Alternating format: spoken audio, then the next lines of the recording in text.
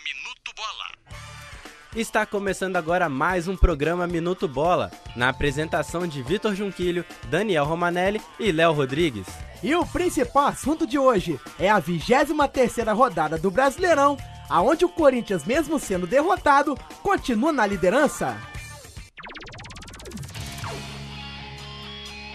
E vamos dar o pontapé inicial do nosso programa, passando os resultados dos jogos deste final de semana para você ouvinte. A rodada começou com a bola rolando nos jogos de sábado, em que o Santos venceu por 1-0 o Cruzeiro na Vila Belmiro, em jogo com direito a 2 gols mal anulados e pênalti perdido. O América Mineiro, jogando na Arena do Jacaré, num duelo dos desesperados, empatou com o Avaí em 2-2 e os dois seguem afundados na zona de rebaixamento. No domingo aí o complemento da rodada. Às 4 horas lá no Pacaembu, o Palmeiras perdeu para o Internacional por 3-0 com 3 gols de Leandro Damião. O Fluminense venceu a 4ª partida seguida, vitória sobre o Corinthians por 1-0 no estádio do Engenhão. O Timão, mesmo com a derrota, segue na liderança. No Presidente Vargas, tudo igual. Ceará e Atlético Goianiense não passaram de um 1-1. No Couto Pereira, o Coritiba deu uma goleada por 5-0 sobre o Botafogo. Muitas reclamações e arbitragem confusa de Nielson Nogueira Dias no empate entre Figueirense 1, Vasco também 1, no Orlando Scarpelli. No Marcisão, o Flamengo perdeu para o Atlético Paranaense por 2-1 e é o 8º jogo seguido sem vitória do rubro-negro. No Olímpico, o Grêmio venceu o São Paulo por 1-0. E finalizando os jogos desta rodada, o Atlético Mineiro deixa a zona do rebaixamento após vencer por 2-0 o Bahia na Arena do Jacaré.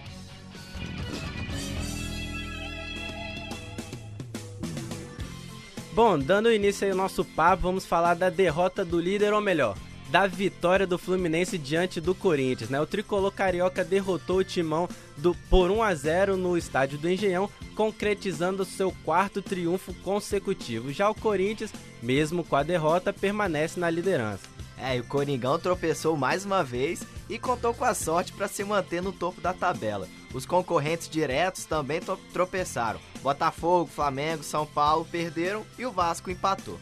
Enquanto o Fluminense, que começou esse segundo turno em 11º lugar, conquistou 6 posições na tabela, já é o 5º colocado, com essa 4ª vitória seguida, né? Já bateu São Paulo, Atlético Goianiense e Cruzeiro, aí o 5º colocado com 37 pontos.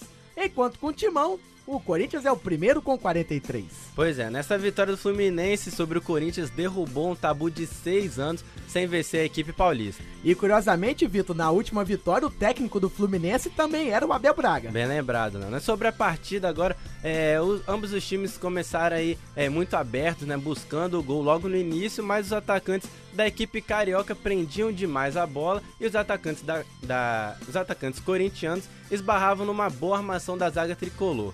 E mediante a isso, Léo, eu te pergunto, a escalação do tricolor foi correta? Olha, Vitor, eu acredito que até mesmo já fazendo engajo geral, nessas 4 vitórias que o Fluminense conseguiu, a gente vê como as coisas dão certo quando o time é escalado de forma correta. O Abel Braga acabou com essa história de 3-5-2, de 4-4-2 com 3 volantes, jogando com 2 centroavantes, que no caso era o Fred e o Rafael Moura. Não vimos nada disso. O Flu voltou ao 4-4-2 padrão e reencontrou seu futebol. Ainda acho que o Martinútil e o Rafael Sobis deveriam ser titulares no lugar do Marquinho e do Ciro. O resto eu acho que tá correto. Eu concordo com o que você disse, Léo. Por 2 centroavantes pesados, sem muita mobilidade, o time perde um pouco a velocidade. E em relação a trocar Ciro pelo Sobis, a primeira boa chance de abrir o placar foi do Fluminense, mas Ciro foi fominha e não tocou pro Lanzini, que apareceu sozinho no meio da área. E o Sobis, por ser mais experiente, ele passaria a bola com certeza. Pois é, né? As chegadas assim mostram que... Essas chegadas, né, mostram que o Fluminense era mais objetivo e eficiente. Errava poucos passes. As finalizações quase todos acertavam o alvo, faziam que o goleiro corintiano Júlio César trabalhasse, né? Mas aos 22 minutos, numa cobrança de falta do capitão Fred, o Fluminense abriu o placar, né? Contou ali com um desvio na barreira para mudar a trajetória e enganar o goleiro corintiano. A partir daí, o Fluminense quis administrar o resultado e pecou, ao meu ver, em ter recuado, né, abrindo espaço para a equipe adversária, jogando apenas no contra-ataque. Eu concordo com você, Vitor. Até mesmo além de ter recuado, pecou por não ter matado o jogo, né? Tanto é que no último lance o Corinthians quase empatou o jogo numa cabeçada do Paulo André, né?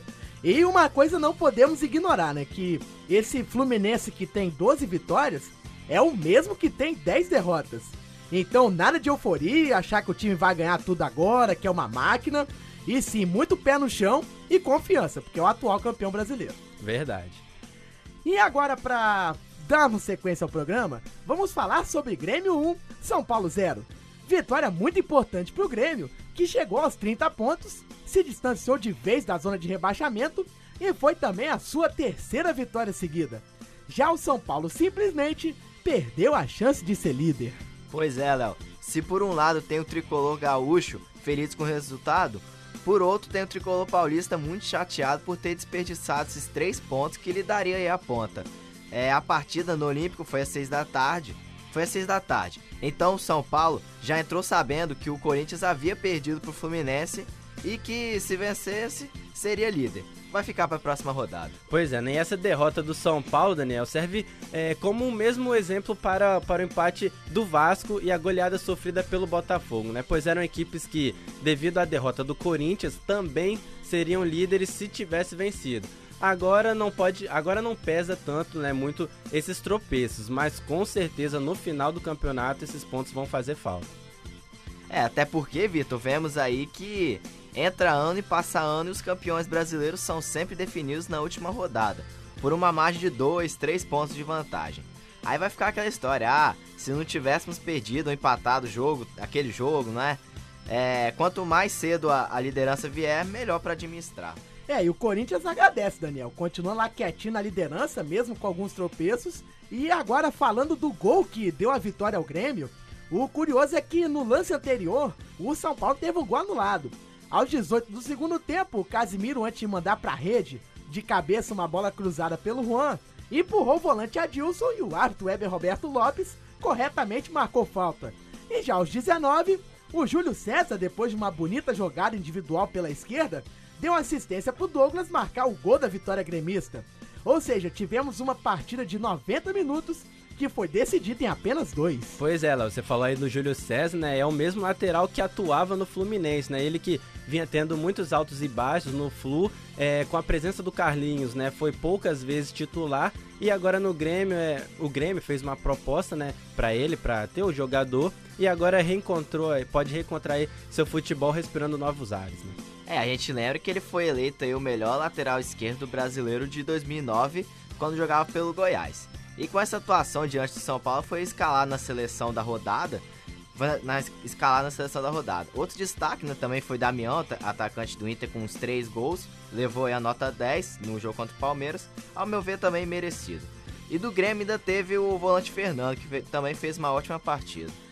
E dessas escalações feitas rodada com rodada, que em dezembro será escolhido o craque do Brasileirão, né? E só reforçando o Grêmio com a vitória é o 12º colocado com 30 pontos e o São Paulo com a derrota é o 3º com 41. Vamos lá, então agora finalizar aí de vez o programa. Em Macaé, o Flamengo sai derrotado pela 5ª vez no campeonato, a 4ª seguida.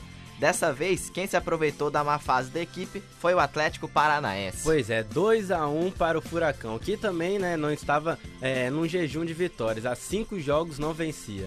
Com gols de Heracles e o carrasco do Fluminense Guerron, que aliás fez um golaço, hein? Confira você depois. Depois, o próprio Guerron, né, acabou sendo expulso do jogo. E no lado do Flamengo, quem fez o gol foi o zagueiro Wellington, né? Logo ele que vem sendo perseguido pelo torcedor devido a más atuações. Nesse momento o torcedor deixou de lado a raiva pelo zagueiro, comemorou e tentou empurrar a equipe para pelo menos tentar um empate. Pois é, assim como no jogo contra o Corinthians, Ronaldinho acabou tendo uma atuação discreta, né? Um artilheiro do time no campeonato passou despercebido durante toda a partida. E detalhe, como já dissemos no programa, é que o Flamengo está a 8 partidas sem vitória no campeonato. São 5 derrotas e 3 empates, além dessas 4 derrotas seguidas. E neste retorno, o time ainda não somou pontos, ou seja, um péssimo começo para uma equipe que há pouco tempo era o único invicto do torneio. Pois é, do lado do Atlético Paranaense, o técnico recém-contratado Antônio Lopes tem a missão de tirar o time da degola, né? Comandou o clube 3 vezes uma derrota, um empate e agora, enfim, sua primeira vitória. E atualizando a situação das equipes pra gente fechar, o Flamengo saiu da zona de classificação para a Libertadores e agora é o 6º colocado com 36 pontos. Já o Atlético Paranaense está na zona de rebaixamento, na 18ª posição, com 22 pontos. E por aqui se encerra mais um programa Minuto Bola. Agradecemos a você, ouvinte, por acompanhar mais um podcast do programa. E no programa de amanhã vamos discutir aí sobre o jogo da seleção brasileira e vamos falar também um pouco do campeonato da Copa Espírito Santo. Você ouviu o programa Minuto Bola nas companhias de Vitor Junquilho, Daniel Romanelli e Léo Rodrigues. Na gravação de Arnaldo Tavares e orientação e supervisão de Ezio Pessari.